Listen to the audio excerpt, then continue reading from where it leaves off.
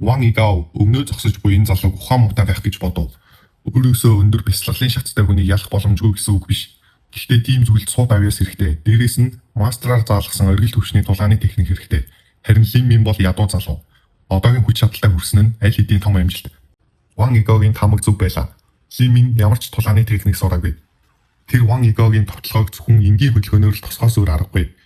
Иргэн тойронд байсан хүмүүс энэ байдлыг хараад тулааны үр дүн аль хэдийн тодорхой болсон гэж бодов. Лин Шаодны зүрхт сандран түгшиж байлаа. Лин Мин энэ сэлмийн цохилтыг яаж хаах юм бол? Лин Миний бүх анхаарал Ван Игаогийн ирж буй сэлмийн цохилт дээр төвлөрөв. Хаосын дэд Мерданы аргаас харалтай жинхэнэ их хаосын аргыг бяцлагснаас хойш түүний мэдрэх чадвар хэд дахин нэмэгдсэн.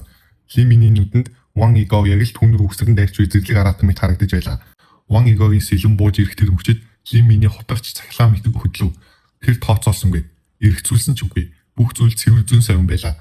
Хотго Ван Игаогийн хөдөлгөөнд өчүүхэн цорхоогоор шурган орж үл элэг ташин өнцгөр дээш цавчав. Нэг талд гялалцсан урт сэлэм, нөгөө талд энгийн яс салах хотго. Гэвч үр дүн хинч төсөөлсөнгүй. Лин Мин биеэ хажуу тийш хазаалж Ван Игаогийн сэлмийн цохилтоос болтов. Харин түүний гардах хотго гайхалтайгаар Ван Игаогийн хавирга руу хатгсан байлаа. Пин. Хотгоны цохилтонд өртсөн Ван Игao гайхан дуу алдаж биеийн тэнцвэрээ алдан газар дээрээ өнхрөв. Юу болов?